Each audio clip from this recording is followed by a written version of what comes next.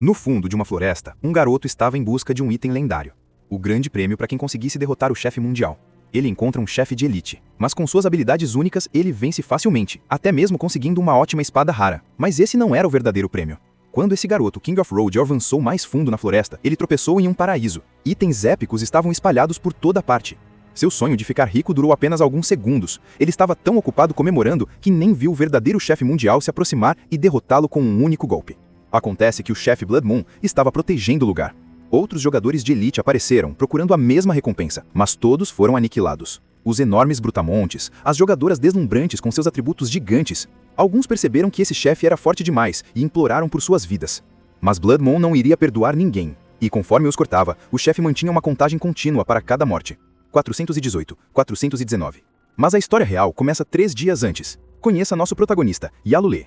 Ele é programador. E sim, ele não está exatamente amando seu trabalho. Crescendo, a família de Lulai era extremamente pobre. Seu irmão mais velho, o que mantinha a família unida, desapareceu, e Lulai não tem ideia de onde ele foi.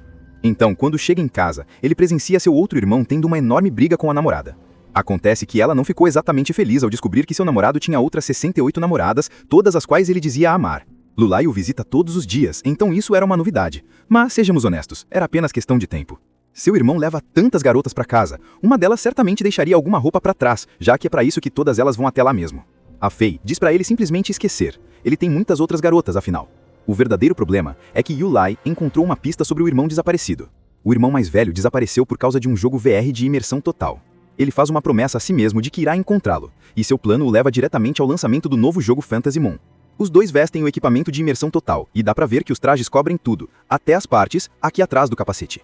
Vou deixar você imaginar as possibilidades. Depois de sincronizar com o mundo do jogo, Yulai recebe uma assistente fada para guiá-lo.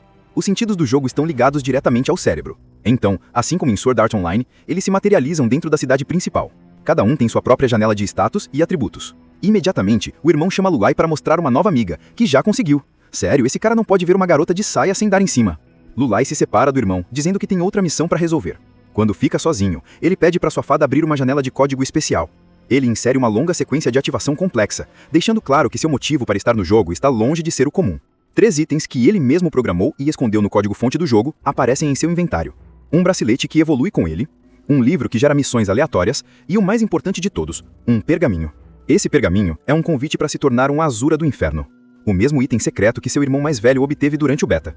Lulai tem certeza de que foi aí que tudo começou, a chave para o desaparecimento do irmão. Ele aceita a transformação sem hesitar, mas o processo dá terrivelmente errado. Em vez de poder, ele sente uma dor agonizante no peito ao ser atingido por visões de figuras encapuzadas o esfaqueando sob uma lua vermelha sangue. O sistema trava, e ele é arrastado para um vazio digital, completamente incapaz de fazer logout.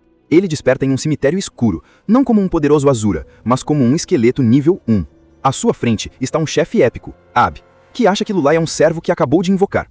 Quando Lulai tenta falar, é marcado como um lacaio desobediente e brutalmente punido. Então, ele conjura a habilidade Correntes do Inferno para atacar o esqueleto. Completamente preso pelas correntes, o jovem questiona o que o invocador está fazendo com ele. Com um sorriso, o homem responde que está apenas ensinando-o a se tornar um cachorro obediente. Mas sem nenhuma forma de reagir, Luli grita que está apenas no nível 1 e não tem habilidades para lutar. Então ele é arremessado violentamente contra o chão do cemitério. O impacto o joga contra uma das cruzes da área. Ao se levantar, ele olha e se pergunta que criatura era aquela. Uma criatura colossal surge no horizonte, preenchendo toda a cena sobre o luar. Confuso, ele chama sua fada e pergunta onde está, querendo saber se entrou no mapa errado sem querer. Logo, a guia informa que ele está na Terra da Escuridão Pura, o berço dos chefes de alto nível. Sem saber o que fazer, ele pergunta se há alguma missão que possa realizar por perto. A fada então informa que encontrou um ponto de missão, mas fica a 100 km de distância. Enquanto escala um penhasco, ele pergunta se há outro caminho, mas a pequena fada confirma que aquele é o caminho mais curto. Enquanto desvia de um monstro, a fada avisa que ele recebeu uma mensagem nova de Mafi. Na conversa, o irmão compartilha animado seu progresso, mas o jovem responde secamente que ainda está no nível 1 e precisa deslogar. Enquanto a guia o incentiva a fugir de um monstro, ele responde irritado que não precisa ser avisado. Completamente exausto, ele para recuperar o fôlego enquanto a fada aponta que estão se aproximando do destino. Logo, ele chega a uma enorme cidade em chamas e anuncia com alívio que finalmente conseguiu. Ao se aproximar, ele encontra uma fila gigantesca e a fada informa que a espera será de aproximadamente 2 horas. Então ele vê outra entrada completamente vazia, mas sua companheira avisa que esse não é o caminho planejado. Sem se importar, ele afirma que o importante é entrar na cidade e dispensa a fada, que obedece ao comando. Pouco depois, ele se aproxima dos guardas e pede para entrar, explicando que tem uma questão urgente para resolver. Para sua surpresa, um dos guardas concorda com o sorriso, dizendo que é normal ter pressa, e o convida a entrar. Enquanto agradece, os guardas abrem caminho, dizendo que não há necessidade de agradecimentos. Assim que ele entra, os guardas começam a rir, comentando o quanto será divertido vê-lo morrer quando tudo começar. Logo, uma notificação do sistema revela que o período de registro para a Arena Windcloud terminou. Um lugar de 9 mortes e 1 vida. Com isso, ele avança sozinho rumo ao perigo, sem saber o que o espera do outro lado. Enquanto avança por um corredor escuro, Yuli ouve um anúncio ecoando, revelando que finalmente chegaram. Logo à frente, ele precisa parar por um momento, cegado pela forte luz que surge diante dele. Um animado apresentador coelho aparece, declarando que o último competidor finalmente chegou. Ao conferir as informações, o coelho se surpreende ao descobrir que o novo participante está apenas no nível 1. Imediatamente, risadas ecoam entre os competidores, e um deles zomba dizendo que poderia derrubá-lo apenas com um sopro. Ignorando as provocações, o apresentador anuncia oficialmente o início da batalha da Arena Stormcloud, animando a multidão. Ele então se apresenta junto com sua parceira e explica que, como manda a tradição, revelará as regras do evento. As regras aparecem no painel, mostrando que todos terão seus níveis ajustados ao do competidor mais fraco, sendo o mínimo igual a 10.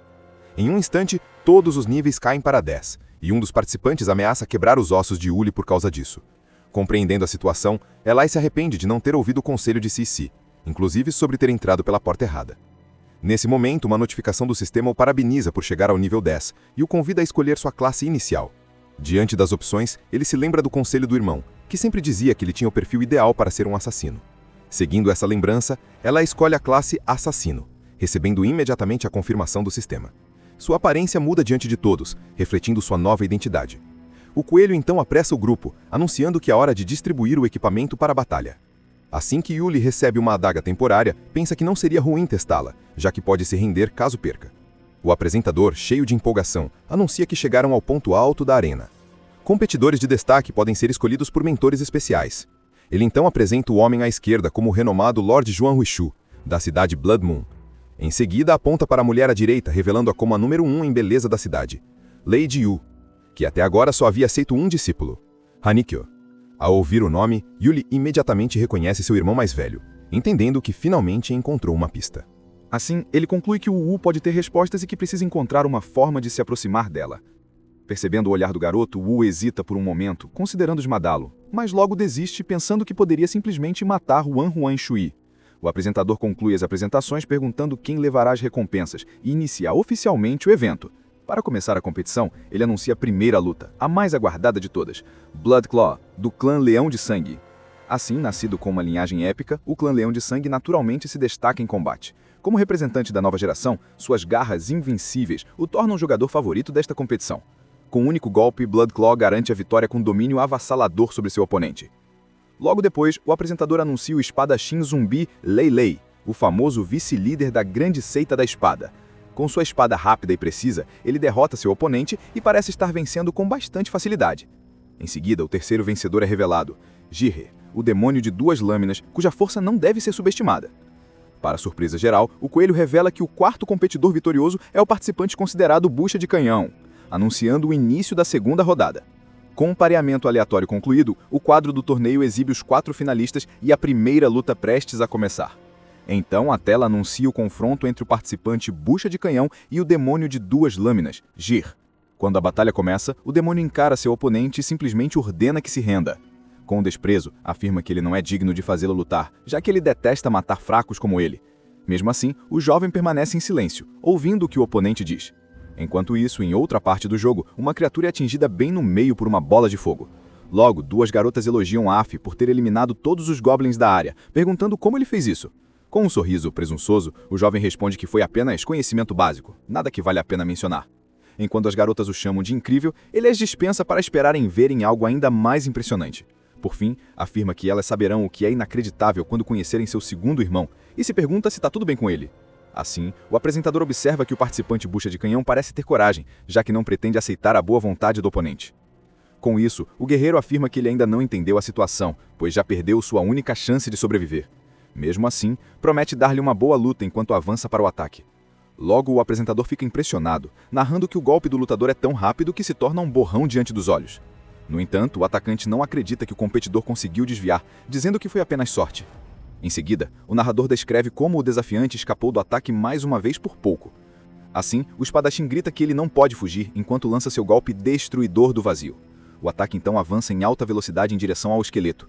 Incrédulo, o apresentador narra que o jogador conseguiu desviar novamente, questionando como isso é possível. Enquanto isso, o esqueleto foca seu olhar, analisando calmamente a situação.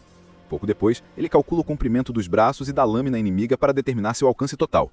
Assim, conclui que o alcance máximo do oponente é menor que 200 centímetros. Entendendo que estará seguro se mantiver a distância certa. Com essa vantagem criada, prevê que o próximo ataque deixará o oponente imóvel por um momento, dando-lhe a chance de vencer. Vendo a cena, o público começa a zombar do espadachim, questionando como ele não consegue lidar com um simples esqueleto. Irritado com a situação, o guerreiro grita que é apenas sorte e que o cortará ao meio no próximo golpe.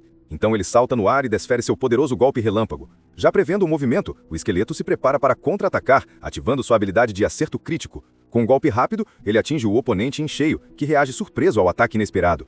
Incrédulo com o que aconteceu, o espadachim grita sem entender como aquilo foi possível. Ao cair derrotado, lamenta morrer por um guia de baixo nível antes de se tornar o senhor do esquecimento. Chocado, o apresentador anuncia o fim da partida, questionando se o competidor bucha de canhão estava escondendo sua verdadeira força. Com isso, ele pede ao público que aplauda o vencedor e aguarde seu desempenho nas próximas partidas. De seu assento, Lord John pergunta a Wu Yu o que ela acha daquele esqueleto, que ela considera interessante. Embora pense que ele seja útil apenas para passar o tempo, ela responde que a linhagem mais baixa só pode ser inútil. Em seguida, o apresentador pede silêncio e anuncia que a batalha do campeonato, a mais empolgante de todas, está prestes a começar. Logo após, a tela exibe o confronto entre Blood Claw, do clã Leão de Sangue, e o espadachim zumbi Blé. Assim, os dois finalistas se enfrentam na arena enquanto a luta começa oficialmente. Com um olhar de desprezo, Blood Claw o provoca, dizendo que ele deveria saber que não é páreo para ele. Com um sorriso, o espadachim zumbi concorda que sua linhagem é realmente inferior à do rival. No entanto, declara que enquanto segurar a espada, ele será imparável e nada poderá detê-lo. Ele então lança seu ataque golpe relâmpago da água fluente diretamente contra o oponente. Surpreso, o apresentador narra que o golpe combinado é 5 vezes mais rápido que o de Gears e está prestes a arrancar a cabeça do leão. Enquanto avança, o espadachim afirma que esse é o preço por subestimar seu oponente. No entanto, com um leve sorriso, o guerreiro sanguíneo lembra que linhagem não é tudo. Ao ver seu ataque sendo parado, o desafiante grita incrédulo, sem entender como aquilo é possível. Com isso, o campeão consegue segurar a espada apenas com a boca. Logo depois, ativa sua habilidade Garra da Fúria Explosiva. O ataque avança como um X de energia, atingindo o oponente em cheio. Após o impacto, o vencedor permanece sobre o corpo derrotado. Com um sorriso de desprezo, ele afirma que pensou que o espadachim teria alguma força, mas ele não passa de lixo. Chocado, o narrador anuncia que o guerreiro é tão poderoso que derrotou seu inimigo instantaneamente, definindo o campeão da arena. Então toda a multidão começa a gritar seu nome em comemoração. Assim, Lord Joan comenta que o pequeno leão não é ruim e tem algum valor, mas Wu Yu o despreza, dizendo que sua linhagem não serviria nem para guardar seu portão. Ao fundo, Wu Li observa a cena e se pergunta o que acabou de acontecer. Enquanto analisa a luta, percebe que o vencedor conseguiu destruir a arma do oponente, algo que não deveria ser possível com o equipamento padrão. Mas Wu Yu o despreza, dizendo que a linhagem não seria nem digna de guardar seu portão. Ao fundo, Yu Li observa a cena e se pergunta o que acabou de acontecer. Enquanto analisa a luta, ele percebe que o vencedor conseguiu destruir a arma do oponente, algo que não deveria ser possível com equipamentos padrão. Com isso, Yuli conclui que mesmo com o nível reduzido para 10, os atributos base do leão ainda superam muito a média. Logo depois, o campeão se vira e chama a atenção da pequena praga que o observava de longe. Finalmente, com um sorriso, ele o desafia a subir e lutar, afirmando que ainda não se divertiu o suficiente. Assim, o Homem-Leão insiste para que o oponente suba, provocando-o ao lembrar sua vitória recente e questionar sua coragem. Enquanto analisa a situação, Elite admite para si mesmo que realmente não tem uma grande chance de vencer a luta. Ainda assim, ele sabe que a única forma de se aproximar de Léo Yu é vencendo essa batalha. Da tribuna dela, a dama comenta que seria entediante se ele não aceitasse o desafio, questionando se ele irá decepcioná-la. Com isso, Yuli reflete que se desistir agora diante de uma tarefa difícil, não terá esperança de encontrar seu irmão mais velho. Logo, ele reforça que seus irmãos são sua única família e mais importantes que sua vida, prometendo que nada irá detê-lo. Com a decisão tomada, a tela de confronto anuncia o início da batalha entre Blood Claw e o competidor Cannon Fodder. Diante dele, o magro guerreiro 9 ri, dizendo que formas de vida inferiores têm cérebros estúpidos por se levantarem após uma mera provocação. O Homem-Leão promete que o desafiante será apenas um pequeno deleite antes da vitória, pedindo que ele demonstre desespero e raiva para satisfazê-lo. Em resposta, o competidor diz que ele fala demais e pergunta se vai lutar ou não. Sem hesitação, Yuli avança em alta velocidade em direção ao oponente. No entanto, o adversário admite que sua velocidade não é apenas aparência, mas conclui que ainda é lenta demais. Surpreso, o leão percebe que o inimigo ficou mais rápido, lembrando que ele é um assassino que estava se contendo, mas ainda assim o chama de lixo. Em resposta, o guerreiro desfere um golpe devastador com suas garras. Com isso, Yuli conclui que sua velocidade não lhe dá vantagem, já que os atributos do leão são muito superiores. Percebendo que estava ferido, o campeão não consegue acreditar que, sendo um nobre, foi humilhado por um oponente tão fraco diante de todos. Cercado por uma aura, o Homem-Leão promete que fará seu oponente morrer da forma mais humilhante possível. A apresentadora Coelha narra incrédula que o competidor não apenas sobreviveu à troca de golpes, mas também conseguiu ferir o guerreiro leonino, enquanto Lord Juan Haishui acha estranho que seu nível e linhagem sejam os mais baixos. Lady Wu Yu conclui que a luta está ficando interessante.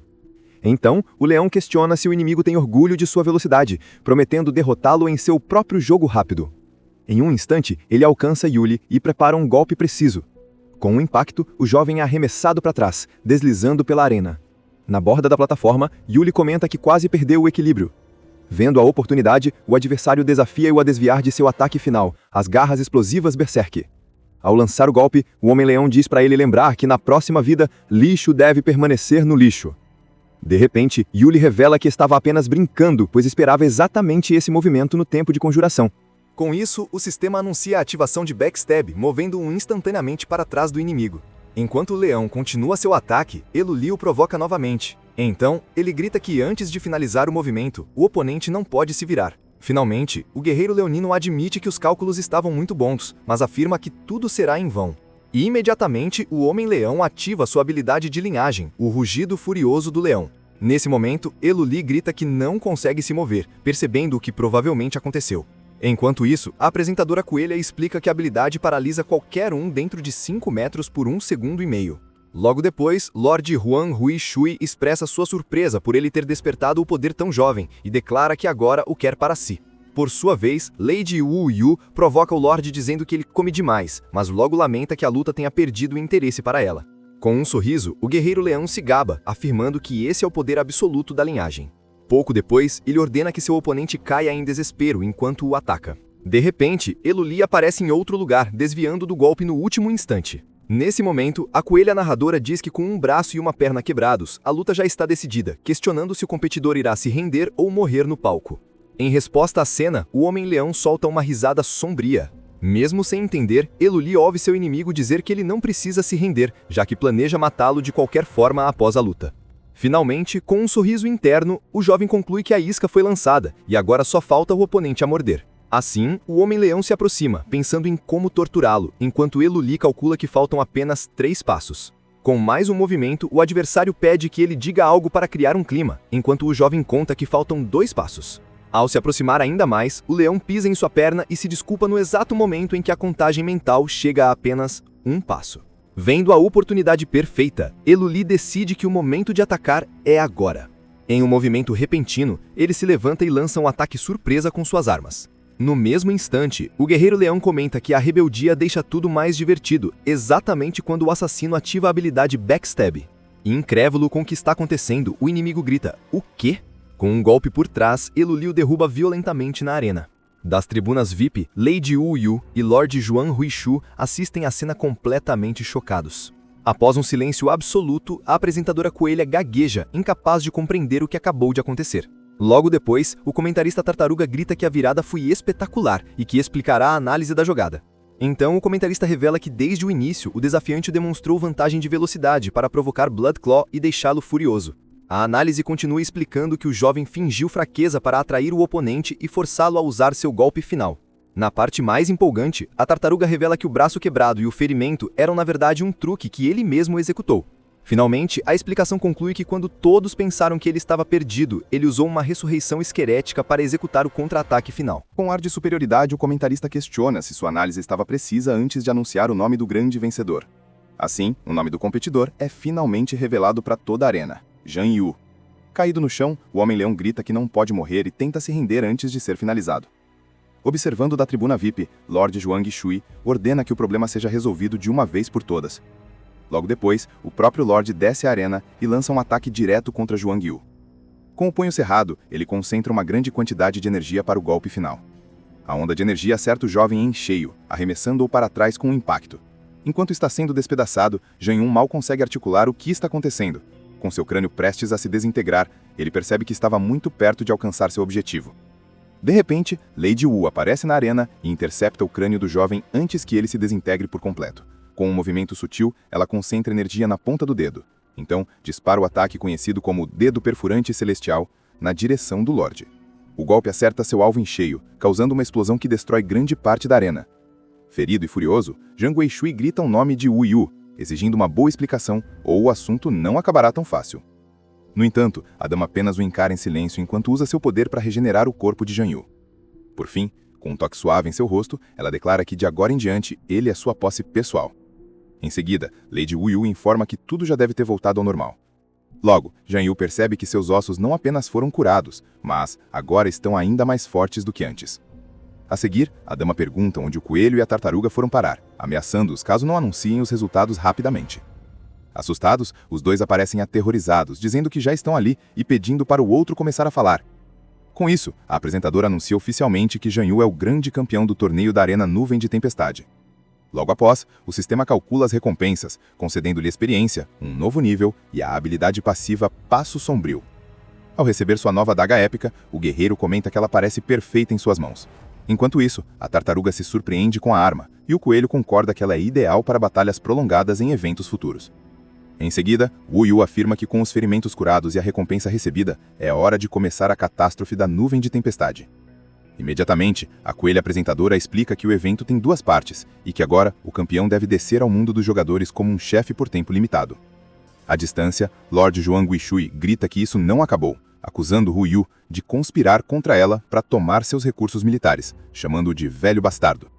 Ele ainda o acusa de ser um hipócrita que sempre se intromete nos assuntos dos outros e o ameaça, dizendo que não duvidar que ela cortará seus suprimentos. Enquanto as duas figuras poderosas discutem, Zhang Yu lamenta que metade da cidade sofrerá se eles lutarem, e pede para ser levado ao próximo evento rapidamente. Antes que ele parta, Wu alerta para não envergonhar-a e ordena que não volte caso não consiga matar 1000 pessoas. Ao partir para o evento, o sistema anuncia que o manual de conquistas aleatórias foi ativado, gerando uma nova missão para ele. Logo, o sistema informa a sua chegada bem-sucedida e o codonome da missão, fazendo Ulisse lembrar de algo que havia esquecido. Em seguida, a missão aleatória é revelada: completar a tarefa cegueira dos corações de Wu Yu e matar 1000 jogadores durante o evento. Imediatamente, um anúncio ecoa para todos os jogadores, informando que o chefe por tempo limitado, Viajante da Lua Sangrenta, desceu e deve ser eliminado. Com isso, o seu bracelete onisciente detecta o aumento de nível e finalmente é equipado, concedendo-lhe um bônus a todos os atributos. O sistema também explica que, por ser a primeira vez que ele o utiliza, receberá uma nova habilidade aleatória. Então, ele adquire a habilidade Lâmina da Praga do Caçador. Percebendo que as mortes aumentam o dano transferido, Liu Li entende que enquanto reduzir a vida de muitos inimigos, poderá usar essa técnica para um ataque em massa. Assim, ele conclui que teoricamente pode se tornar uma máquina de movimento perpétuo ao eliminar vários inimigos de uma vez. Finalmente, ele chama CC e pergunta se outros jogadores podem ver sua localização, e a barqueira confirma que o sistema transmite sua posição em tempo real. Assim, ele conclui que daqui para frente, tudo será bem mais simples. Enquanto isso, um grupo de jogadores se aproxima da área, gritando e perguntando onde está o chefe. Com sua técnica, ele continua a ceifar dezenas de inimigos, elevando sua contagem para mais de 300. Do alto de uma árvore, o jovem observa que a área está limpa e decide seguir para outro local, lamentando que seja um desperdício não puder coletar os equipamentos. De repente, um jogador aparece e grita que está ficando rico, pois tudo agora pertence a ele. Nesse momento, o jovem ouve o recém-chegado dizer que aquilo é um roteiro de protagonista. Sem ele dar tempo de reagir, ele salta e ataca o oponente. Ao desaparecer, o jogador se recusa a acreditar que foi morto com um único golpe, e o caçador apenas comenta que ele fala demais. Logo, uma nova multidão avança para a clareira, gritando que o chefe é deles e que ficarão ricos com os itens. Novamente, o guerreiro utiliza sua técnica para eliminar todos que se aproximam.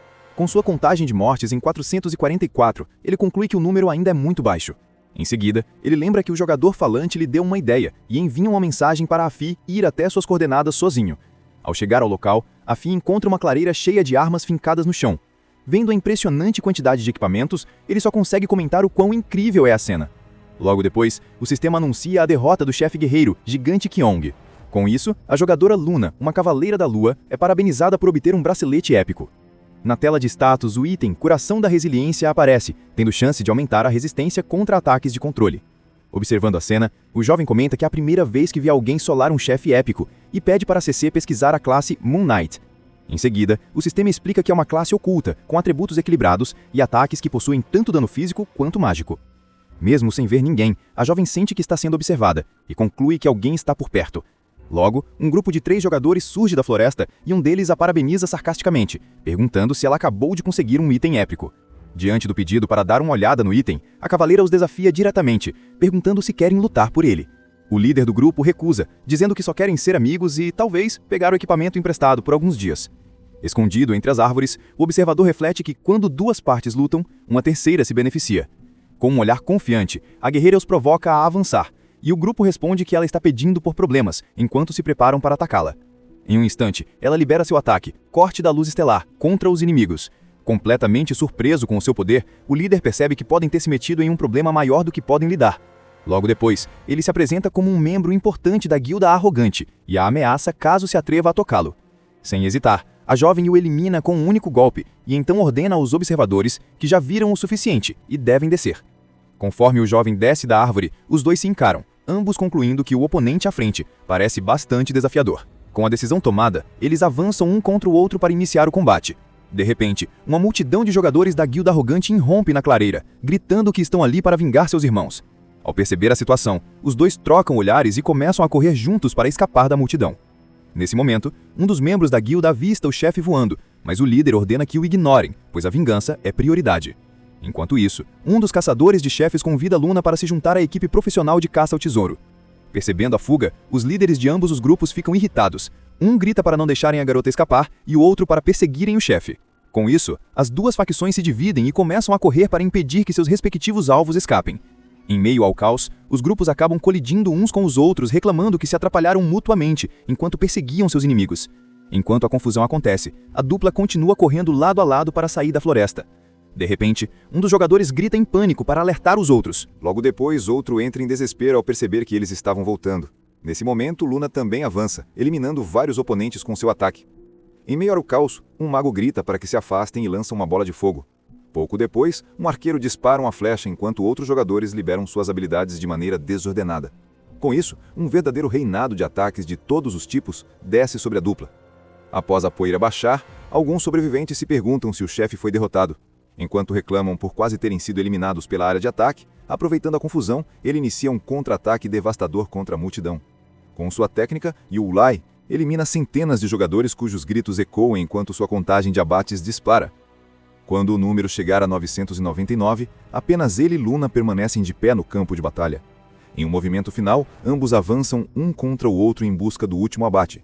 Logo depois, o sistema anuncia que a tarefa de conquista aleatória foi concluída com sucesso. Enquanto isso, bem longe dali, uma garota em uma cadeira de rodas observa o oceano da janela de seu quarto. Momentos depois, a governanta informa a senhorita Bay que o mestre e a senhora estão chamando-a para jantar. No entanto, ela responde que eles devem comer primeiro, pois ainda não está com fome. Já sentada à mesa, a jovem começa a escrever uma estratégia, concluindo que o chefe que enfrentou tinha uma inteligência em IA muito mais avançadas que o normal. Enquanto isso, o jovem guerreiro recebe a notificação de que concluiu a missão de eliminar 1000 jogadores, ganhando o brinco do Deus da Ilusão como recompensa. Logo depois, a descrição do item mítico revela que ele permite ao portador alterar sua raça, aparência e talentos passivos. Segurando o brinco, o lutador analisa o objeto e reconhece a incrível flexibilidade que uma recompensa tão rara oferece. Imediatamente, o sistema o parabeniza por finalizar a caçada das nuvens do vento, concedendo pontos, um novo nível e a lâmina demoníaca habilidosa. De volta à arena, a multidão explode em aplausos celebrando sua vitória esmagadora. Além disso, o apresentador Coelho parabeniza o competidor assassino da Lua pelo feito inédito, enquanto o comentarista Tartaruga o declara digno do novo título. Com isso, o jovem recebe o título de estrela ascendente das nuvens do vento e atravessa o portal da arena sob os holofotes. Do outro lado, Lord Huan Wei Shui o observa com um sorriso, reconhecendo seu desempenho à distância. Nesse momento, Lady Wu se aproxima e diz que ele não foi mal, conseguindo evitar se envergonhar na frente de todos. Logo após, a dama ordena que ele a siga enquanto se afasta, deixando um rastro de energia vermelha no chão. Em seguida, o guerreiro é levado para a cidade da Lua de Sangue, um dos reinos secretos rumo à piscina de evolução. Diante da paisagem, ele questiona onde está, percebendo que tudo se desviou completamente de seus planos originais. Com isso, Wu pergunta por que Bloodclaw foi tão dominante, e o jovem responde corretamente que foi por causa de sua linhagem. Ela então explica que, assim como itens, cada raça e linhagem possui valores de atributos diferentes, o que justifica a superioridade de algumas. Para concluir, a mulher aponta que sua linhagem esquelética é a mais baixa de todas, equivalente a um item comum. Com isso, o lutador pergunta se aquele lugar pode ajudá-lo a superar os limites de sua linhagem, e ela confirma que sim. Então, Wu explica que aquele é o reino secreto da piscina de sangue, que o gerencia, e ordena que ele escolha um lugar para pular. Logo depois, a dama o alerta que o quanto ele irá evoluir depende somente dele. Longe dali, no salão da Lua do Norte, uma taça de vinho se estilhaça no chão com um estrondo. De seu trono, Lord Huan Huashui grita o nome de Wu Yu e jura que não deixará a situação impune. Ele logo reclama com seu conselheiro sobre a humilhação que sofreu enquanto o servo pede que ele se acalme. No entanto, o conselheiro apresenta um ponto de vista positivo, explicando que a lealdade do clã Leão de Sangue agora está garantida. Mesmo assim, o Lorde admite que é difícil aceitar, mas ordena que o conselheiro fale ao mencionar que tem uma ideia.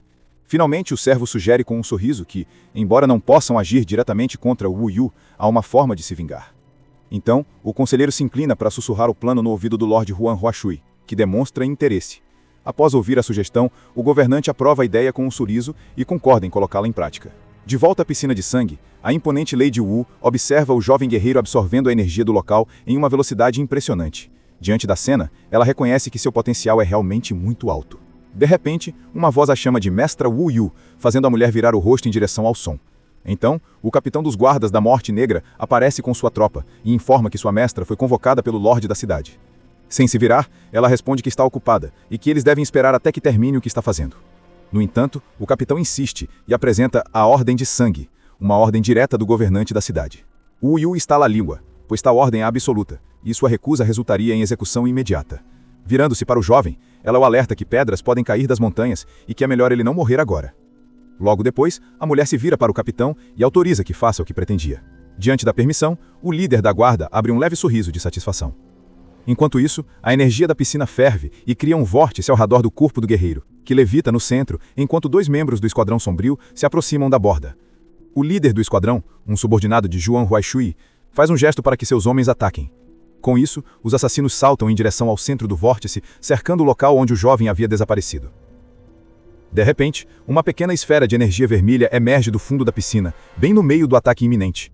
Sobre o céu vermelho, a paisagem da piscina de sangue permanece escura e silenciosa. Enquanto isso, Wu e o capitão observam os acontecimentos do alto de um penhasco. O homem comenta que até mesmo ela deve obedecer à convocação, mas a dama apenas observa a piscina e diz que tudo está apenas começando. De repente, a mulher se senta em um trono de pedra que surge do nada, e o capitão a questiona sobre o que está fazendo. Assim, Wu responde que esse assento de espectadora é bastante agradável. Na piscina, um dos assassinos ataca a esfera de energia, gritando que o crédito pela morte será dele. Com isso, sua lâmina atinge a esfera diretamente, causando um grande impacto na superfície das larvas. Os outros membros do esquadrão observam a fumaça se dissipar, aguardando o resultado do ataque. Das cinzas da explosão, uma nova silhueta de cabelos brancos e um chifre emerge. Confuso, um dos assassinos pergunta ao colega se ele não finalizou o alvo, mas o outro responde que tinha certeza de que sim. O líder então ordena que parem de conversar e ataquem juntos para terminar o trabalho de uma vez por todas. A figura se revela completamente como o jovem guerreiro, agora com um novo corpo, cabelos brancos e um único chifre. Dois membros do esquadrão avançam para o ataque enquanto um deles grita um aviso para tomarem cuidado. No entanto, sua nova forma bloqueia os dois golpes simultaneamente, finalizando-os. Assim, o líder do esquadrão sombrio observa a cena, incapaz de entender como isso é possível. Em seguida, o mesmo líder grita que as informações estavam erradas e ordena que seus homens coordenem a segunda tática. Com isso, todos os assassinos saltam em direção ao jovem em um ataque coordenado. No último momento, sua nova forma destrói todos eles com um único movimento. O comandante do esquadrão observa a cena e logo avança furiosamente contra o que viu. Em resposta, ele ativa a técnica Lâmina Sombria e desfere um corte de energia. A técnica o atinge em cheio, mas o jovem absorve o impacto diretamente no peito. Mesmo após o golpe, ele permanece de pé com um sorriso. Diante do resultado, o líder do esquadrão fica confuso com o que acabou de acontecer. Em um piscar de olhos, o guerreiro avança e arranca um dos braços dele. Logo, o homem grita que as informações estavam incorretas, pois o alvo é forte demais. Finalmente, ele se recusa a aceitar a derrota e afirma que devem eliminá-lo a qualquer custo. A imagem de seu mestre aparece, lembrando de que o Esquadrão Sombrio representa a vontade do Lord Huan Huaishu. Assim, o líder declara que a honra da Lua de Sangue está com ele e se prepara para usar uma técnica secreta. Ele então ordena que seus homens se sacrifiquem pela missão e ativa a habilidade Sacrifício de Sangue. Cercado por energia, o comandante avança com um golpe final, determinado a encerrar a luta. Sem perder tempo, o jovem guerreiro finaliza seu oponente com um movimento final. Logo depois, ele simplesmente observa os restos de seu adversário se dissolverem diante dele. Do topo do penhasco, Wu Yu aplaude e comenta que ele parece ter ganhado bastante com o cataclismo da arena. De volta à plataforma, o jovem pergunta se aqueles eram os homens do Lord Huan Roishu, e ela confirma. A dama então revela que os assassinos e guardas que a impediram eram do Lorde e que ela já os dispensou. Com isso, o lutador deduz que ela caiu na armadilha de propósito e questiona se aquele foi um segundo teste para ele. Em uma visão ilustrativa, Wu Yu observa uma versão miniatura do jovem enquanto uma galinha gigante aparece ao fundo. Na mesma visão, a mulher repreende-o por se cobrir, dizendo para tirar as mãos, pois ela já revelou o suficiente. De volta à realidade, ela declara estar satisfeita com seu desempenho e, como recompensa, oferece conceder um desejo. Com isso, o jovem aproveita a chance para perguntar sobre alguém, revelando que o nome da pessoa é Han Nixó. Após um longo suspiro, a expressão da dama escurece enquanto ela informa que ele já partiu. Ela então completa a frase dizendo que ele pode já estar morto. Assim, o corpo do jovem guerreiro permanece imóvel enquanto o vento sopra ao seu redor. Imediatamente, o jovem pergunta o que aconteceu, mas Wu Yu o lembra que essa seria a segunda pergunta. Diante da recusa, sua mão se fecha em um punho apertado, demonstrando contenção. Mesmo assim, a dama oferece contar, mas somente se ele responder uma de suas perguntas primeiro. Então, Wu Yu expõe como ele planejou tudo para se aproximar e reunir informações sobre seu discípulo, questionando qual é a relação com Han Nixa. Sem hesitar, o jovem vira o rosto e revela que Han Nixa é seu irmão mais velho. A cena então muda para uma memória em preto e branco, mostrando a fachada de um antigo orfanato. Do lado de fora, 3 valentões riem enquanto o líder do grupo segura um coelho de pelúcia rosa. Logo, eles encurralam 2 crianças em um beco, convidando-as para continuar o jogo. As crianças são um jovem Yuli e um pequeno Afé, que implora para que devolvam o coelho deixado por sua mãe. Os valentões zombam do garoto por tentar ser o herói, jogando seu livro no chão enquanto seguram um brinquedo. Ele então revela que todos ali foram adotados por sua mãe, chamando os irmãos de lixo que ninguém mais queria. Com isso, ele declara que tudo ali pertence a ele e começa a rasgar o coelho de pelúcia ao meio.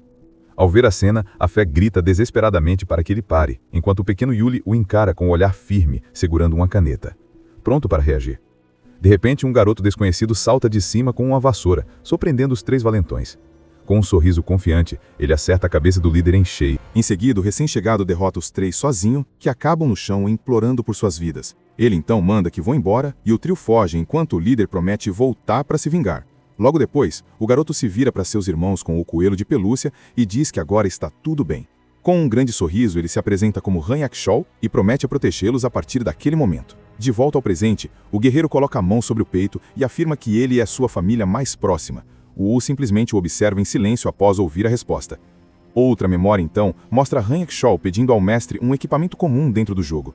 Ele explica com um sorriso que, como irmão mais velho, precisa guardar os melhores itens para seus 2 irmãos mais novos. Após ouvir a história, a dama finalmente revela o nome de um lugar e o jovem repete, Purgatório Infernal, em resposta.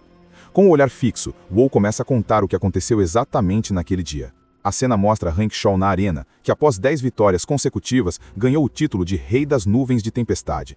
Finalmente, ela continua explicando que após as vitórias, Han Yakshol entrou na tribulação das nuvens de tempestade, como de costume, mas nunca retornou. Na arena, o comentarista Tartaruga se preocupa que já se passaram 4 horas, mas o apresentador Coelho insiste para que esperem um pouco mais. Logo, Wu revela que, após muita procura, descobriu que o último lugar onde seu discípulo foi visto pela última vez foi o Purgatório Infernal. Com a nova informação, o jovem pergunta se ela não pode simplesmente ir ao local agora que sabe onde é. A dama então responde que não pode, pois uma força desconhecida bloqueia o reino e impede sua teletransportação. Depois de processar as informações, ele conclui que não é possível ir até lá e então chama sua assistente, Sissi. Assim que a fada aparece, o jovem ordena que ela procure qualquer informação relevante sobre o Purgatório Infernal. Sissi começa a busca, mas a interface começa a apresentar falhas e erros do sistema. A busca falha e a pequena ajudante informa que ele não tem o privilégio para acessar os dados, então ele decide usar a interface manual. Com o olhar focado, o guerreiro conclui que o lugar onde seu irmão foi visto pela última vez certamente guarda a resposta. Em seguida, uma tela pede uma senha, e sua mão toca a interface para acessar o banco de dados. A cena muda para um espaço digital, onde ele se vê cercado por uma chuva de códigos binários. Logo, o sistema começa a recuperar o código-fonte relacionado ao Purgatório Infernal. Ao ver o resultado, o jovem questiona que tipo de código é aquele, enquanto o sistema o alerta sobre a intrusão ilegal. Ignorando o alerta, ele ordena que o sistema abra o código-fonte, mas se surpreende ao ver que ele está sendo reescrito. Imediatamente, o sistema inicia um processo de ejeção forçada, interrompendo sua análise. De volta à piscina de sangue, o jovem observa o código se dissolver e questiona como isso é possível. Wu Yu então afirma que isso é tudo o que ele sabe e o desafia a descobrir o resto por conta própria. Diante da resposta, ele decide que terá de ir até lá para descobrir a verdade com seus próprios olhos.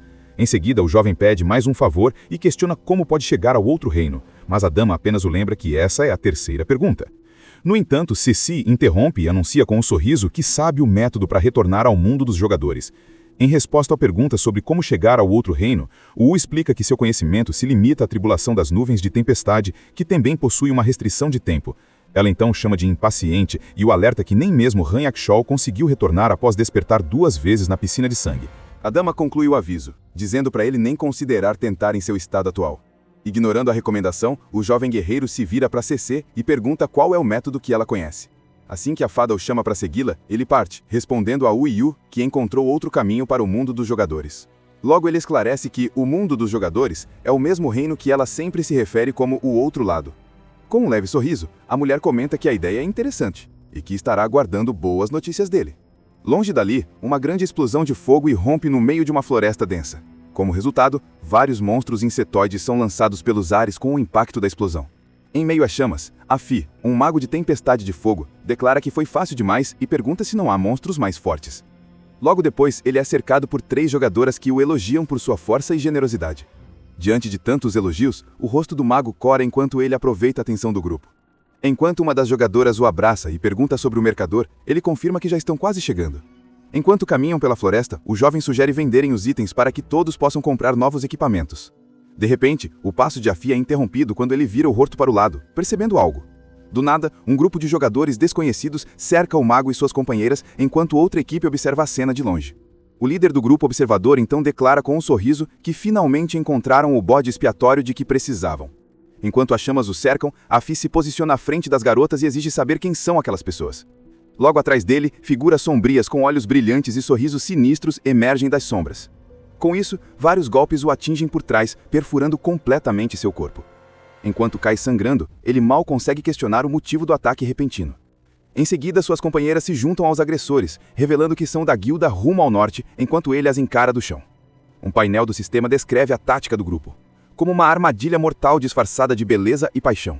O painel então revela a verdadeira identidade do trio de beldades como 3 homens no mundo real, uma pura zombaria. Cercado por uma aura de fogo, Afi grita que não irá perdoá-los, pois podem enganar sua riqueza, mas nunca seus sentimentos. Vendo sua reação, o líder da guilda comenta que o bode expiatório não parece estar cooperando com o plano. Com isso, os membros da guilda rumo ao norte avançam todos juntos para atacar Afi de uma vez. Mesmo em desvantagem, o mago consegue bloquear o ataque simultâneo de 2 oponentes. Rapidamente, ele derrota outro jogador com suas chamas intensas. Perto de seu rosto, uma flecha passa raspando, quase o atingindo. Logo depois, outra flecha disparada e perfura seu braço. A arqueira então prepara seu arco novamente enquanto sua cúmplice o provoca antes de avançar para atacar. Com um grito, Afi choca seu poder contra o do oponente, gerando uma enorme explosão de energia.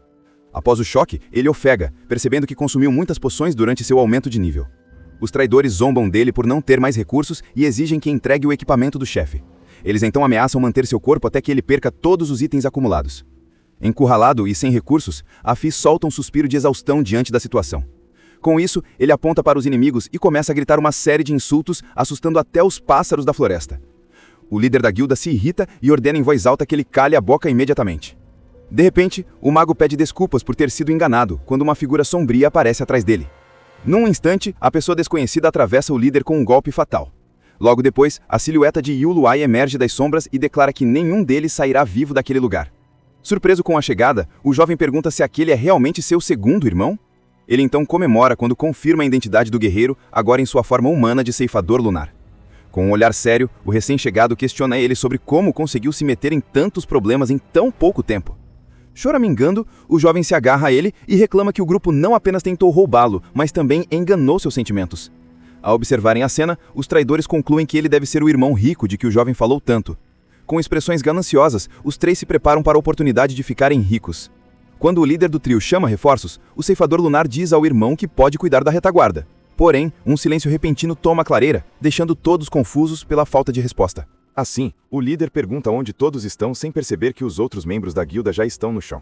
Ao olharem ao redor, os 3 finalmente veem os corpos dos companheiros espalhados pela floresta e se perguntam quando aquilo aconteceu. De repente, o garoto aparece atrás deles como uma sombra e os assusta com um grito. Agarrando o líder, ele a confronta sobre a ameaça anterior. Enquanto ela tenta se desculpar, dizendo que foi apenas uma brincadeira. Com isso, o jovem grita que não é irmão mais velho deles, mas sim seu ancestral, enquanto o sacode irritado. Após resolver a situação, os dois caminham pela floresta e o mais novo pergunta se houve algum progresso na busca pelo irmão mais velho. Em resposta, o guerreiro revela que o Purgatório Infernal foi o último lugar onde Han Yek-shou foi visto, dando a eles um novo objetivo. No entanto, ele explica que o local não existe nos mapas do jogo, e especula que seja uma área altamente secreta além do alcance atual deles. Assim, o mais experiente decide ir até a cidade mais próxima para vender os itens, enquanto o companheiro o segue reclamando de romances online e elogiando sua nova aparência. Finalmente, os dois irmãos chegam aos subúrbios do sul da cidade de Eniken. Assim que chegam, o ceifador lunar rejeita um pedido de amizade, enquanto o outro começa a flertar com uma jogadora que lhe parece familiar. Ali perto, dois jogadores saem de uma loja de reciclagem reclamando dos baixos preços de venda. Dentro, o dono da loja anuncia seus serviços de reciclagem com preços justos para todos. Então, os dois se aproximam do balcão, e o comerciante confirma com o comerciante que querem reciclar alguns equipamentos. Ao examinar os itens, o dono da loja fica surpreso com a quantidade de equipamentos de elite e oferece 95.000 moedas de ouro pelo lote. Diante do valor, o irmão mais novo comemora animado, percebendo que isso equivale a uma pequena fortuna em dinheiro real. Ignorando a empolgação do irmão, o ceifador lunar elogia o penteado do vendedor, deixando seu companheiro totalmente confuso. Com isso, o dono da loja se sente lisonjeado e elogia o bom gosto do aventureiro, com o que ele concorda. Logo depois, uma notificação do sistema revela que ele ativou um easter egg, aumentando o preço da transação em 10%. Sem entender como isso funciona, o jovem ouve a explicação do irmão, que diz ser um dos hobbies de um programador famoso. Assim, o espadachim entrega o dinheiro ao parceiro e completa a conquista de toneladas de riqueza, por possuir mais de 100.000 moedas de ouro. Ao saírem, o tagarela pergunta sobre o resto do equipamento, e seu companheiro responde que ainda não chegaram ao lugar certo para vender. Os dois irmãos então seguem em direção a um castelo imponente que serve como casa de leilões da cidade. Ao chegar, o mais novo admira a grandiosidade do salão, confessando que é a sua primeira vez no local. Enquanto uma longa fila se forma na entrada, outros jogadores reclamam impacientes da demora para entrar. Na frente da fila, um jovem é barrado por dois guardas idênticos bloqueando a porta dourada. Em resposta, o garoto implora aos guardas, explicando que está apenas algumas moedas abaixo do valor de entrada e precisa de um item do leilão. No entanto, os sentinelas o dispensam com desdém, dizendo que apenas seguem as regras e que jogadores sem dinheiro devem se retirar. Logo, a multidão atrás deles também começa a reclamar, ordenando que ele saia do caminho para não atrasar os demais. De repente, a dupla se aproxima, e o irmão mais velho informa a todos que o garoto está com eles. Irritados com a interrupção, os guardas perguntam de onde eles vieram e mandam que esperem. Em resposta, o tagarela simplesmente exibe seu título de toneladas de riqueza para os dois guardas. Ao verem o título, a postura dos homens muda completamente, e eles abrem as portas para os três, convidando os VIPs a entrarem. Em seguida, o trio caminha pelo tapete vermelho de um salão luxuoso e espaçoso. Lá dentro, o garoto agradece pela ajuda e promete retribuir o favor enquanto o tagarela minimiza o incidente antes de se despedir. Logo, uma mulher se aproxima e se apresenta como 8 de copas. A guia designada para acompanhar o estimado Sr. AF. Por causa do título, ela lhe entrega um cartão VIP de ouro negro e explica seus benefícios, como entrada sem fila e comissão reduzida. Enquanto a guia entrega o cartão, o ousado jovem pergunta se o benefício também inclui um lugar no coração dela. Logo depois, ele questiona se a senhorita 8 de copas acredita em amor à primeira vista quando uma jogadora de cabelos brancos passa ao lado. Em resposta à cena, o ceifador lunar suspira e leva a mão à testa enquanto observa a jogadora se afastar pelo salão. De repente, algo em sua aparência chama a sua atenção, deixando-o confuso por um momento. Logo, a funcionária os conduz até uma sala privada, prometendo total segurança e privacidade durante o processo. Uma vez na sala, ela oferece chá aos dois enquanto eles se acomodam para a negociação. Em seguida, a funcionária explica que o equipamento épico será leiloado imediatamente e que tudo deve ser vendido em até 1 hora. A mulher destaca a qualidade da arma pó-estelar, explicando que ela irá para o leilão principal e convidando os dois para participar. Aproveitando a oportunidade, o tagarela dá um passo à frente e pergunta se a senhorita 8 de copas também participará, pois ele precisa de muitas coisas. Interrompendo a conversa, o ceifador lunar coloca uma lista sobre a mesa, afirmando que voltarão em 1 hora para pegar os itens de que precisam. Logo depois, no salão principal, uma voz anuncia o início do leilão e pede que os convidados tomem seus assentos. No palco, o leiloeiro se apresenta como valete de ouros e deseja que todos consigam os itens que desejam. Em resposta, o público aplaude calorosamente. Após agradecer os aplausos, o anfitrião anuncia o início oficial do evento, apresentando o primeiro tesouro, o coração flamejante de fogo. Em seguida, ele detalha que o item concede o atributo de fogo a uma arma e define o lance inicial em 20.000 moedas de ouro. Imediatamente, o lance sobe para 25.000, logo superado por uma oferta de 28.000 de outro participante. Então, um competidor musculoso aumenta o lance para 35.000, alertando os outros para não tentarem competir por aquele item. O homem mantém sua oferta com uma expressão tensa, apostando tudo em um único movimento para intimidar os concorrentes. Quando o leiloeiro inicia a contagem final, um lance de 50 mil do convidado número 9 silencia todos, que se perguntam quem pagaria tanto. Sentado na primeira fileira, o convidado número 9, Han Shao, diz à sua acompanhante que o preço não importa desde que ela goste. Com isso, o valete de ouros desce o martelo e parabeniza o convidado número 9 por adquirir o item por 50 mil moedas de ouro. Enquanto o participante que perdeu o lance reclama, seu amigo informa que o comprador é Han Shao, um famoso magnata das criptomoedas. De seus assentos, o jovem ousado comenta que não gosta de Han Shao e o chama de idiota por pagar tanto por uma pedra de fogo. Em seguida, o valete de ouros apresenta o segundo item da noite, a roupa especial criada por Karen. Com um lance inicial de 30 mil, as ofertas pela roupa sobem rapidamente até alcançarem 45 mil. Logo, o leiloeiro parabeniza o convidado número 96 por adquirir a roupa especial por 48 mil. Imediatamente, um homem musculoso exige vestir a roupa enquanto o mestre de cerimônias sugere que ele faça isso em um local privado. Ignorando o conselho, o homem veste o traje de entregada na frente de todos e afirma que não ficou tão ruim. Enquanto outros jogadores o observam chocados, o tagarela comenta com o irmão sobre o alto grau de liberdade no jogo, recebendo apenas uma breve confirmação do guerreiro. Retomando o evento, o apresentador anuncia o terceiro tesouro, as botas de batalha Lobo Solitário, com lance inicial de 40 mil. Assim que o leilão começa, Han Shao dobra a oferta para 80 mil, fazendo com que os outros jogadores desistam de competir. Sem mais lances, o leiloeiro confirma a venda ao convidado número 9 e se prepara para anunciar o próximo tesouro. Outro item é vendido por 120 mil novamente para Han Shao, que continua dominando todos os lances. Assim, vários jogadores começam a sair irritados, reclamando que não conseguem comprar nada com ele no leilão. Assim, o tagarela fica incomodado com a arrogância do magnata e ameaça enfrentá-lo, mas o ceifador lunar o impede, explicando que precisarão da ajuda dele. De volta ao palco, o mestre de cerimônias anuncia que chegaram ao fim do evento e apresenta o último e mais valioso tesouro, a arma Pó Estelar. Enquanto os atributos impressionantes da arma aparecem na tela, o valete de ouros a apresenta ao público. Após elogiar a raridade do atributo Luz, o apresentador define o lance em 200 mil, e Han Shao imediatamente oferece 250 mil. O comprador mantém uma expressão confiante, tratando a disputa como parte de sua estratégia de jogo. De repente, o jovem ousado faz uma oferta de 300 mil e em seguida aumenta para 350 mil, surpreendendo o magnata.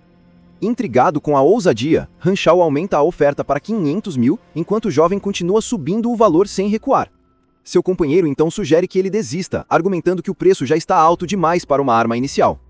Ignorando o conselho e buscando a emoção da aposta, o magnata se prepara para fazer sua oferta final e propõe 600 mil.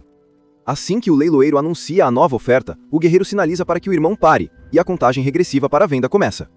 No momento em que Han Shao comemora sua vitória antecipada, um lance de 1 milhão de moedas ecoa pelo salão. A oferta repentina deixa todos chocados, do tagarela ao apresentador até o próprio comprador, que fica sem palavras. Com o salão em silêncio, o valete finaliza a contagem e vende o item por 1 milhão ao misterioso jogador de cabelos brancos. Com o último golpe do martelo, o leilão é oficialmente encerrado. Quando o evento termina, a dupla deixa o prédio em silêncio. Já do lado de fora, o tagarela comemora animado, dizendo que ganhar dinheiro daquele jeito foi muito divertido. Com isso, o irmão mais velho calcula o lucro, explicando que o último milhão foi um ganho inesperado, deixando-os com mais de 1 milhão e 300 mil. Ele então mostra que o número no cartão VIP do companheiro mudou, refletindo sua nova posição no ranking de riqueza. Ao ver o número, o jovem fica espantado ao perceber que ainda há mais de 7 mil jogadores mais ricos que eles na região. O guerreiro ignora a questão da Rikesh e decide que é hora de focar nas missões principais, e os dois partem animados. À distância, a jogadora de cabelos brancos observa os dois se afastarem em silêncio. Enquanto caminham em direção à vila de Butchko, o tagarela sugere que façam um churrasco mais tarde, mas o guerreiro permanece em silêncio, mesmo com o irmão insistindo para que fale com ele. De repente, o matador da lua para de andar, no meio da floresta. Com isso, ele ordena que quem estiver seguindo-os pare e se revele, deixando o falador confuso. Logo, a jogadora de cabelos brancos do leilão aparece por trás de uma árvore e o jovem a reconhece imediatamente. De repente, ele tem uma ideia e conclui que ela só pagou tanto pela arma porque é uma ladra planejando roubá-los. A garota misteriosa nega ter más intenções e explica que a arma leiloada era um equipamento que ela havia perdido anteriormente. Com um olhar sério, Luma questiona como exatamente eles conseguiram sua arma. Enquanto a imagem de um esqueleto aparece ao lado dela, o tagarela retruca dizendo que a história é ridícula, já que seu irmão obteve o item ao derrotar um chefe de tempo limitado, sendo imediatamente repreendido pelo mais velho. Surpreso ao ouvir sobre o chefe limitado, a garota avança rapidamente em direção a eles. Aproximando-se, ela para e pede um duelo de prática, deixando o audacioso confuso com a súbita proposta. Mesmo sem interesse, o espadachim recusa, enquanto o irmão sussurra, questionando se essa não é a forma dela tentar se aproximar. Ignorando a recusa, a jogadora afirma que precisa descobrir qual dos dois é mais forte. Algum tempo depois, ao se aproximarem da vila, o tagarela pede dicas sobre a missão e o companheiro começa a explicar o plano. Ele detalha que a vila Bushkuli está sendo atacada por monstros e que a tarefa deles é se livrar das criaturas. Ao entrarem, eles descobrirão que a razão do ataque é uma garotinha com um corpo de luz sagrada, o que ativará a missão principal. Assim, a missão principal será escoltar a menina com segurança até o Templo da Luz Sagrada, mesmo que encontrem algumas ondas de inimigos pelo caminho. Assim que entregarem a menina em segurança ao destino, o Templo da Luz Sagrada, a missão estará oficialmente concluída. Ao se aproximarem, o audacioso comenta que ter seu irmão ao lado é como usar um cheat pouco antes de avistarem a vila. Cheio de confiança, ele avança e promete abrir o caminho à frente, pedindo ao mais velho que observe seu desempenho. Na vila, dois moradores conversam quando um deles pergunta ao outro se ouviu um barulho estranho. Logo depois, o tagarela avança correndo e gritando com os monstros, preparando um ataque de fogo no meio da rua. Em resposta ao ataque, os dois moradores se abraçam e gritam por ajuda, chamando o recém-chegado de bandido. Sem entender, o jovem para abruptamente e pergunta quem eles são, mas os moradores retrucam que é ele quem deve se apresentar.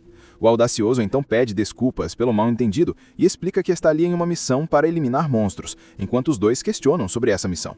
Com isso, os moradores perguntam se ele é um aventureiro e comemoram por finalmente ter encontrado o lendário aventureiro Sama. Assim, os dois o agarram pelos braços e se oferecem para guiá-lo pela vila enquanto o tagarela comenta sobre a hospitalidade deles. Observando de longe, o guerreiro fica intrigado com a recepção calorosa, enquanto os outros moradores celebram a chegada do aventureiro lendário. Logo depois, um vendedor mais velho o cumprimenta e oferece os produtos especiais da vila, mencionando sua árdua jornada. Até os mais jovens se aproximam, e um deles pede um autógrafo ao aventureiro Sama. De repente, o chefe da vila aparece de maneira imponente e o recebe, afirmando que sua chegada trouxe glória ao vilarejo. O chefe então pede aplausos para o aventureiro Sama, e a multidão responde com uma calorosa ovação. O audacioso questiona seu irmão, dizendo que a cena não se parece com o que ele descreveu, mas o espadachim afirma que é impossível a missão principal ter sido alterada. Com isso, o líder se volta para a multidão e pergunta qual é a melhor forma que eles têm de receber um aventureiro. Imediatamente, todos os moradores gritam em uníssono que a melhor recepção é um grande banquete. Logo, os aldeões o convidam para o banquete, guiando-os animadamente pela rua principal da vila, interrompendo sua caminhada. O matador da lua pergunta a um dos moradores mais velhos sobre as flores medicinais roxas, e ele concorda em mostrá-las após o banquete.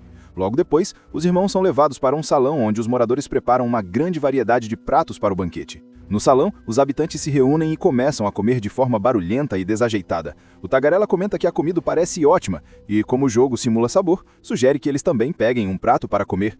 Então, um dos moradores oferece uma tigela cheia de olhos e come um na frente deles, afirmando que a carne dos porcos é famosa.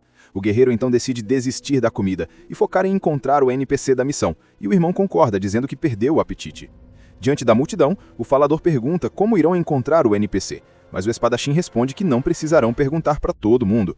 Ele explica que não é difícil encontrá-la se apenas observarem, enquanto uma garotinha senta silenciosamente ao contrário dos outros moradores. Com isso, o irmão mais velho se aproxima da menina, coloca a mão no ombro e pergunta diretamente se ela quer ir ao Templo da Luz Sagrada. A garotinha olha para Sema e pergunta se ele é o aventureiro que veio salvá-la. Logo depois, uma notificação do sistema confirma o início da missão enquanto uma grande lua de sangue aparece no céu. De repente, o audacioso percebe que algo está errado quando os moradores se transformam em monstros sombrios de olhos brilhantes e o cercam. Então, os monstros avançam para atacar enquanto o espadachim segura a menina para protegê-la. Rapidamente, o guerreiro derrota um dos monstros que estava à sua frente. Sem hesitar, o audacioso corre para frente e libera uma poderosa habilidade de fogo contra a criatura. Mesmo com o golpe, os outros rugem e se preparam para avançar. Com isso, os dois irmãos lutam juntos contra a horda, abrindo caminho pelo caos da batalha. A intensidade do combate causa uma explosão massiva que destrói o prédio por fora. Após a batalha, o tagarela respira pesadamente entre os corpos dos inimigos derrotados. De repente, ele nota que a mão de um dos monstros caídos brilha com energia azul. Logo, todos os corpos começam a se regenerar e se levantar novamente. Sem entender, o impulsivo pergunta o que está acontecendo ao perceber que as criaturas podem reviver. Ele então pergunta ao irmão como deveriam lutar, enquanto o mais velho explica que, logicamente, os homens-porco não deveriam ter tal habilidade. O matador da lua conclui que o que está acontecendo é completamente diferente do design original. Questionando o que mudou no mundo após sua saída do destino, cercados, o impulsivo grita que serão devorados vivos. Eles permanecem ali enquanto os monstros avançam. Assim que o espadachim ordena uma retirada, os três pulam por uma parede, escapando por pouco da horda. Logo depois, correm pelas ruas da vila enquanto destroços caem ao redor. Ao entrar em um prédio, o tagarela luta para segurar a porta enquanto o irmão protege a menina ao lado dele. Em um momento de calma, eles se encontram no andar superior de uma casa, aparentemente seguros, enquanto o audacioso suspira de alívio. Seus olhos se arregalam ao notar outra presença na mesma sala. De repente, a jovem de cabelos brancos aparece e o silencia, colocando a mão sobre sua boca. Quando o espadachim a reconhece, Luna pede silêncio e explica que os monstros ainda não deixaram a área. Com isso, ela sugere que subam mais um andar para conversarem, enquanto a lua de sangue ilumina o local pela janela. No andar superior, o tagarela pergunta se ela também está ali por causa da missão, e a garota confirma que chegou antes deles. Ela explica que sentiu algo errado ao chegar e decidiu esperar até a noite para investigar, exatamente quando os outros apareceram. Após a explicação, o grupo permanece sentado em silêncio por um momento, processando a situação. Com isso, o Matador da Lua concorda com ela, afirmando que há muitas peculiaridades naquele lugar. Ele então se volta para a garota e pergunta se ela tem alguma ideia do que aconteceu com a vila. Diante da hesitação da menina, Luna a conforta, pedindo que ela relaxe e compartilhe tudo o que sabe. Com isso, a criança tira uma máscara de porco e começa a explicar a situação. Enquanto os outros observam a revelação, ela conta que a Vila Bashkoli era um lugar seguro e pacífico, onde todos os moradores eram muito unidos e gentis. Do lado de fora, porém, os homens porco vagavam pelos arredores, mas não eram considerados uma grande ameaça se evitados. Com o tempo, os moradores perceberam que as criaturas apenas imitavam seus movimentos, e a vigilância contra elas diminuiu gradualmente. A situação mudou no dia em que um cavaleiro do Templo da Luz Sagrada chamado Sir Kurik chegou para uma visita. Durante uma oração conduzida pelo visitante, a menina foi a única que sentiu seu corpo esquentar numa dor incomum. Assim que ela se aproximou para entender o que estava acontecendo, Sir Kurik explicou que ela havia sido despertada e escolhida pela Luz Sagrada. O cavaleiro então a convidou para se juntar ao templo, o que garantiria proteção eterna à vila contra os monstros. Mas antes que pudesse compartilhar a notícia, os inimigos atacaram de repente, mostrando-se cruéis e impossíveis de matar. Logo, todos os moradores foram capturados e o próprio cavaleiro foi morto ao tentar protegê-los. Após presenciar tudo, a garotinha se escondeu e chorou por muito tempo, incapaz de pedir ajuda ou tentar fugir. Depois de um tempo, ela parou de chorar e decidiu que, como a escolhida da Luz Sagrada, precisava ser forte e agir. Assim, colocou a máscara para fingir ser uma deles, esperando uma chance de escapar e levar a notícia ao Templo da Luz Sagrada. No presente, o espadachim e a jovem de cabelos brancos escutam o fim da história em silêncio. Analisando a situação, o tagarela se levanta e diz à criança que ela não precisa se preocupar com o templo, pois ele e seu irmão cuidarão de tudo. Animada, a garotinha comemora a promessa enquanto um enorme olho observa pela janela. De repente, uma explosão destrói a parede do prédio, jogando todos para longe com o impacto. Em meio à poeira e aos destroços, o audacioso pergunta o que aconteceu enquanto o estrategista e Luna assumem posição defensiva. Com isso, uma criatura gigante surge acima deles e captura a escolhida, dizendo que finalmente a encontrou. E assim, a criatura gigante segura a menina na mão enquanto observa os três jogadores dos telhados da vila destruída. Enquanto isso, Afi comenta sobre o tamanho ridículo do inimigo, e a sacerdotisa Yuli alerta que a missão falhará se a garota morrer. Então, sem hesitar, o trio avança junto para atacar o colosso que salta em direção a eles. Com isso, o espadachim desfere um poderoso ataque de energia que atinge o peito da criatura com força total. Logo depois, o monstro ruge e responde com um golpe que atinge os três, destruindo o chão abaixo deles. Zombando dos aventureiros, a abominação regenera suas feridas com energia verde e pergunta se aquilo é tudo que conseguem fazer. Assim, após recuarem para um telhado, os combatentes discutem a velocidade e regeneração da criatura, tentando identificar uma fraqueza ou forma de contê-la. Pouco depois, o colosso esmaga o chão com um soco, criando uma explosão que lança destroços em todas as direções. Em meio à destruição, a jovem sacerdotisa pede cobertura ao espadachim, que prontamente concorda enquanto sobem pelos escombros. Com isso, o guerreiro concentra sua energia e prepara um ataque devastador, lançando seus projéteis de fogo. Enquanto os projéteis flamejantes atingem o inimigo, Yuli aproveita a distração para se mover rapidamente em direção a ele. Irritado com o ataque, a criatura solta a menina que segurava na mão. Então, o monstro reúne energia no punho e prepara um poderoso soco para contra-atacar. O golpe é lançado com incrível velocidade, enquanto a sacerdotisa se posiciona como uma pequena figura à distância. Após o ataque, Yuli pousa na mão do gigante, que fica imobilizado sob a lua de sangue. Logo depois, ele olha para baixo e estende a mão em direção à garota caída e inconsciente. Enquanto Afi grita um alerta, outros monstros menores começam a emergir de uma energia verde ao redor dela, cercando-a. De repente, Luna aparece ao seu lado e libera o ataque Corte Estelar, eliminando as criaturas que cercavam a menina. Com isso, a nova aliada pede à sacerdotisa que salve rapidamente o NPC, e ela obedece. Logo depois, a mão treme violentamente, desequilibrando ambas por um instante. Então, a criatura gigante se dissolve em uma horda de homens porco que saltam de seu corpo e os atacam por todos os lados, enquanto resistem ao ataque, e ele percebe que o inimigo era na verdade uma massa dessas criaturas, e Luna questiona se a dificuldade da missão não está alta demais. Em meio ao caos, ele deduz que o objetivo principal da missão não é matar o chefe, mas sim escoltar a garota com segurança até seu destino. Com um novo plano em mente, a sacerdotisa chama seu companheiro, que recupera seu MP e se prepara para agir. Logo depois, o mago conjura um feitiço de explosão em massa para abrir caminho para os outros.